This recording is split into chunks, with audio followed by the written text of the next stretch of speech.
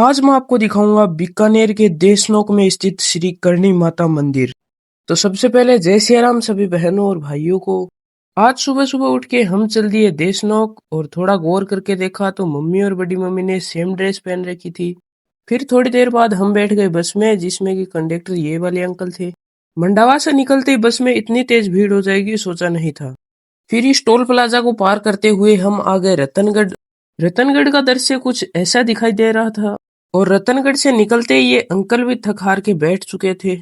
फिर इस अतरंगी से टाइम पे हम इंटर कर गए उस स्थान पर जिसपे कि वो मैडम जी बोलती है ना कि वो बीकानेर है, प्रधान बीकानेर।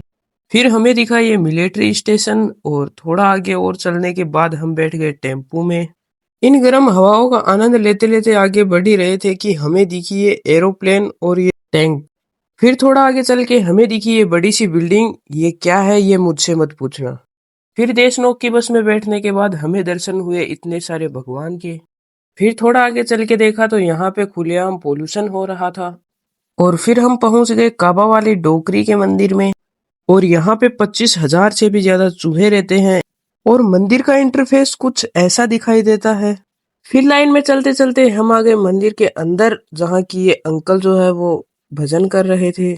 फिर थोड़ा आगे चलते ही हमें दिखाई एक और गेट और इतने सारे चूहे। इतने सारे चूहे होने के बावजूद भी मंदिर में गंदगी का नाम ही नहीं था।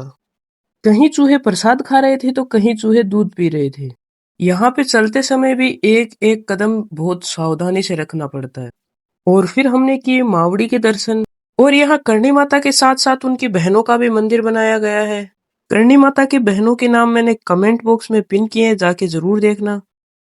और फिर टेम्पू में इस तरह से बैठने के बाद हम चल दिए नेड़ी जी की तरफ। और यहाँ पे आते मंदिर का इंटरफेस कुछ ऐसा दिखाई दे रहा था, जहाँ की दो दो शेर भी थे। और फिर अंदर जाते ही हमें दिखी ये जोत। और ये है नेड़ी जी, जहाँ की करणी माता दही बिलोने का काम करती थी। जिस लकड़ के सहारे माँ दही बिलोती थी, कहा जाता है वो समय के साथ एक पेड़ बन चुका था खेजड़ी का। फिर यहाँ से बाहर निकलते ही है एक म्यूजियम, तो आइए उसके अंदर जाके देखते हैं। अंदर आते ही हमें दिखी ये चील और करणी माता की प्रतिमा।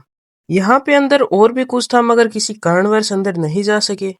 मंदिर में दर्शन करने के बाद हम फिर से रवाना हो गए घर के लिए। आते समय रास्ते का ज्यादा नजारा दिखा नहीं पाया था, तो अब दिखाता हूँ। ये है टोल प्लाजा। यहाँ दिखा हमें ये भाई।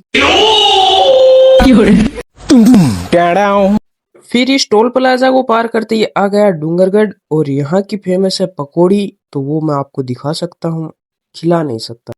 फिर पुलिये पे चढ़ने के बाद का नजारा कुछ ऐसा था। और यहाँ के लोगों से मैं एक बात पूछना चाहता हूँ, क्या यहाँ पे 24 घंटे आंधी आई हुई रहती है या फिर ये मौसम ऐसा ही है। फिर बीकानेर के इलाके से निकलने के बाद हम पहुंच गए फतेहपुर के इलाके में और यहाँ पे दिखा हमें ये हरा भरा नजारा। फिर थोड़ा आगे चलते ही फतेहपुर भी आ गया और फतेहपुर का बाजार कुछ ऐसा दिखता है। फतेहपुर के बाजार में घूमते घूमते हम आ गए मंडावा के चुंगी चौक पे और यहाँ से बस पकड़ के सीधा घर पे। घर पे आके देखा तो मिट्टी मिट्टी हो रही थी, बीकानेर वाली हालत यहाँ भी हो रही थी। घर पे आने के थोड़ी देर बाद हमें दिख गया ये डीजे। तो आज के व्लॉग में इतना ही। जय माता जी की सा।